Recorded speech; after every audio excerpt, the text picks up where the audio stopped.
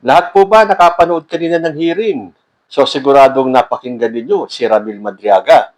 At para sa akin mahihirapan si Sara Duterte na kontrahin ang mga sinasabi ni Ramil Madriaga. Hindi nga ba? At dinimanda pa niya ng perjury ba yon, si Ramil Madriaga? Ngayon, sino kaya ang nagsisinungaling?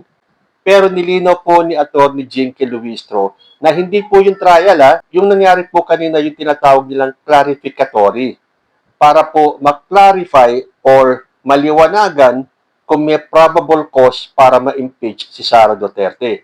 So, kailangan nakasentro ang mga tanong doon sa affidavit or sa salaysay ni Ramil Madriaga. Hindi po pwedeng umikot-ikot muna sa iba. Wala mo ng sideline. Ang pinakasentro ng usapin kanina ay kung totoo yung mga sinabi nitong si Ramil Madriaga. May mga nagpupumilit tulad itong si Marcoleta. Para may mga tinatanong siya na lihis naman sa dapat na tanungin. Sinabi na nga ni Luistro na yung mga tanong na yon ay pang Senate, hindi pang House. Dito, hinahanapan lang ng probable cause. So, wala pa po yung mga cross-examine na yan. Hindi tulad ng mga tanong ni Marcoleta. Public records as to the background of the witness. Just So- information about the witness.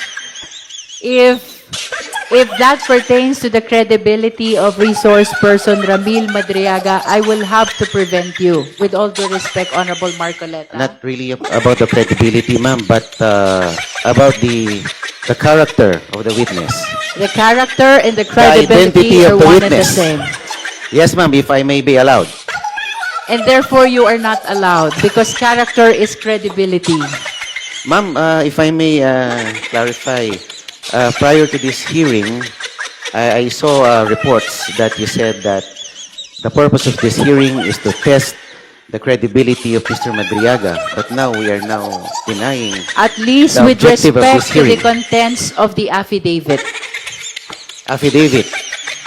So long as it is contained in the affidavit, then we are confined in the limitations of a clarificatory hearing. At may nabasa rin niya ako na sinabi ni Dr. Richard Mata, ang gusto ng Congress ay naka-live ang hearing ng mga witnesses pero bawal sila i-cross-examine kung credible ba.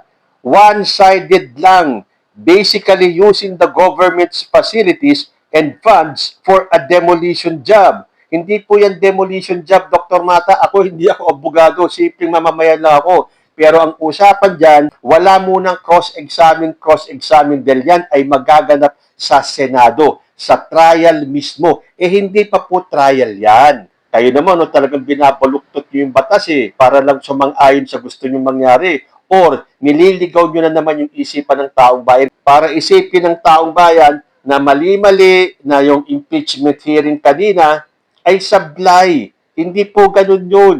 Sabi nga dito sa GMA News naging maingat sa pagtatanong ang House Committee on Justice sa mga resource person na humarap sa pagdinig sa mga impeachment complaint laban kay Vice President Sara Duterte. Hindi kasi pwede ang mga mapang-usisang tanong at tanging clarificatory questions lang ang pinayagan. Pero alam nyo, ang tingin ko dyan, trap yan Sinusubukang itrap nitong sila Marcoleta ang House. Dahil pag nag-give in nga naman itong si Luistro, napabayaan magtanong ng parang cross-examination itong si Marcoleta, mate-technical na naman sila. Sasabihin, ginawa nyo ng trial yan, hindi dapat ganyan ang mga tanong. Hindi ba? Well, para sa akin lang naman yun Sinubukan nilang magtanong ng lihis doon sa dapat lang itanong. Para nga naman, pag pinayagan sila ni Luistro na itanong yung gusto nilang itanong, kahit na hindi dapat, nahulog na sila sa patibong. Hindi umubra si Marcoleta. So ngayon, ang pinapakalat naman itong si Dr. Mata ay one-sided daw. Hindi po yung ganun. Nilinaw na. Kung kayo nanood, umpisa pa lang, nilinaw na nila Abante, nila Luistro, kung ano ang mga dapat itanong. Kayo, gusto nyo talagang lumihis. Ang gusto nyo, yung gusto ninyo, ang masunod. Hindi po pwede yun. Pero paliwanag nga ni Atty. Carlo Ibanez sa kanyang page. Sabi ni Paolo Marcoleta, pinupolitika daw siya, kaya ayaw ipa-question sa kanya ang kredibilidad ni Madriaga. Siya lang daw kasi ang oposisyon. Nako, mukhang hindi talaga naiintindihan ni Marcoleta ang batas. Hindi siya pinupolitiko. May legal basis kung bakit hindi niya pwedeng i-question ang credibility ni Madriaga.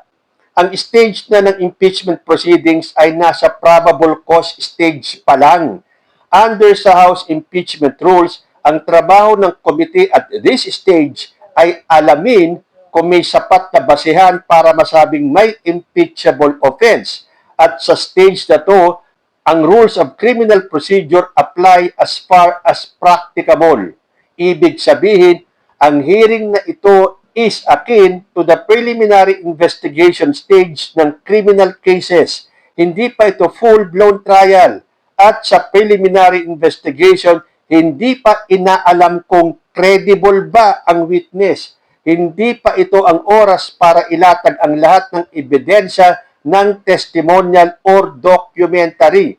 Ang tanong pa lang ay, may sapat bang facts and circumstances para iusad ang kaso?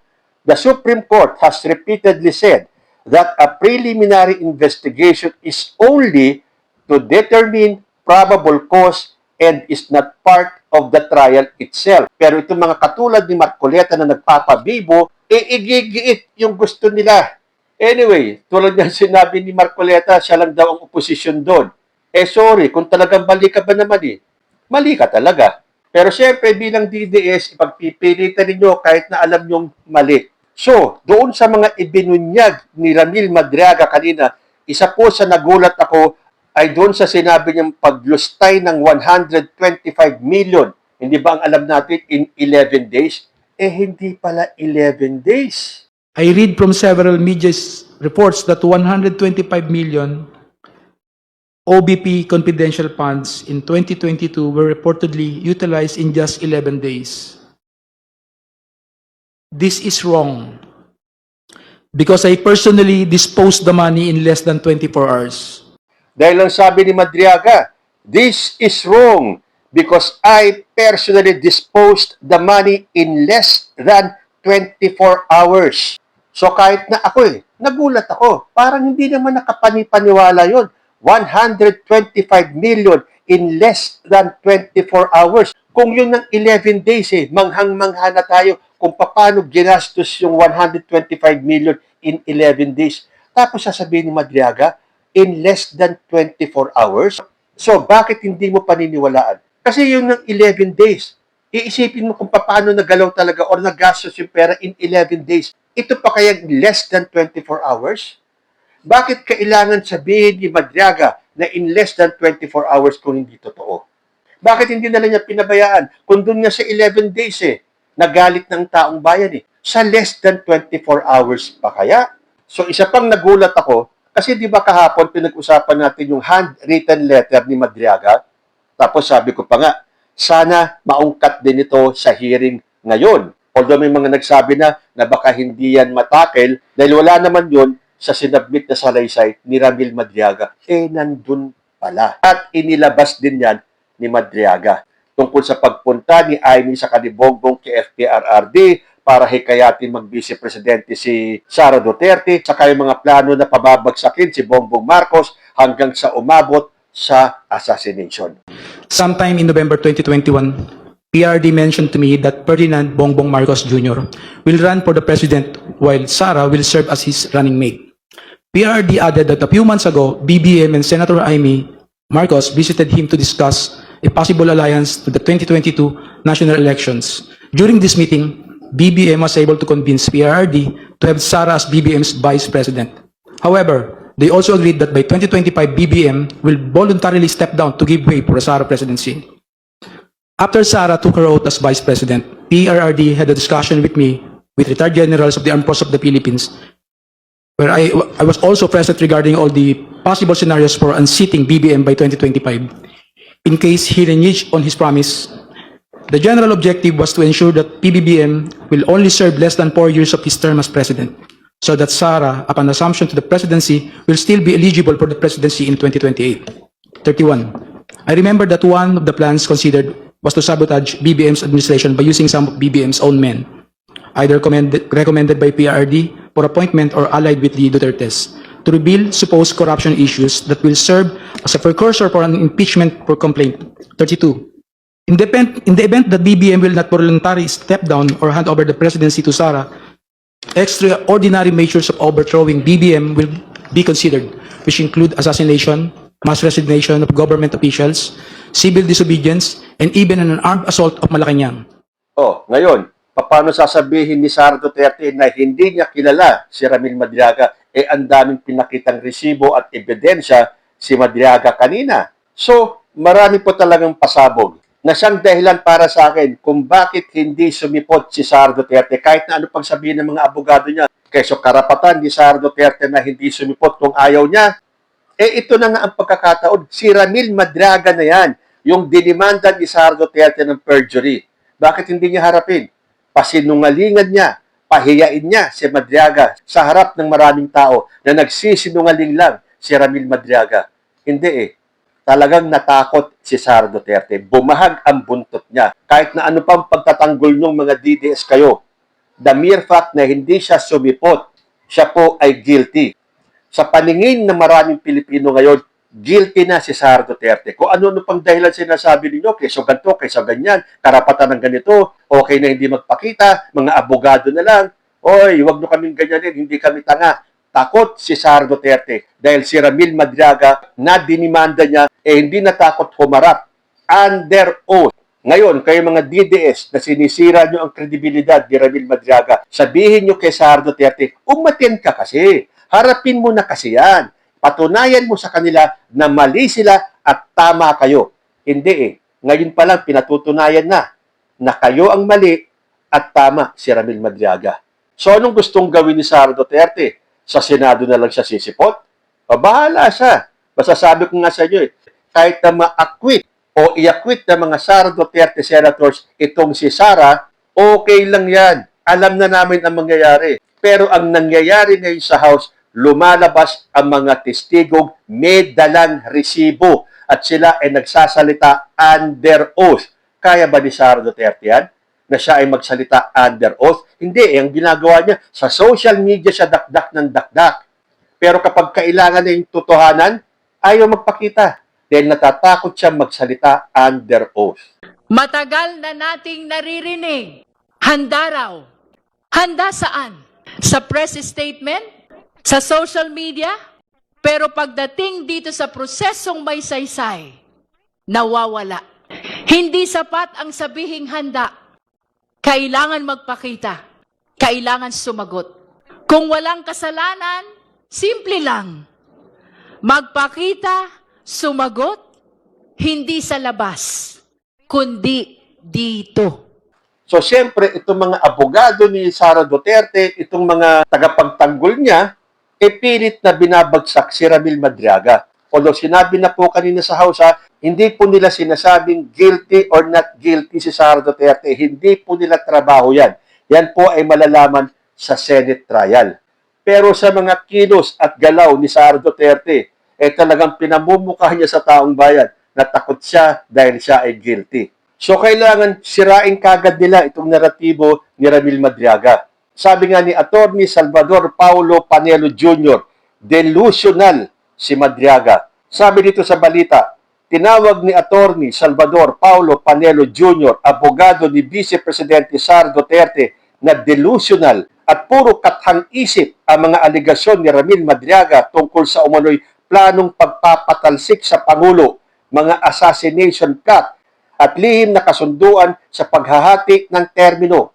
Ayon kay Panelo, ang mga pahayag na ito ay lalo lamang naglalantad sa kawalan ng kredibilidad ni Madriaga na nakatutulong sa pagpapatibay ng depensa ng Vice Presidente. Nako, ganyan kayo magsalita Bakit hindi nyo palitawin si Sara Duterte? Dakdak kayo ng dakdak sa social media Dapat head-on.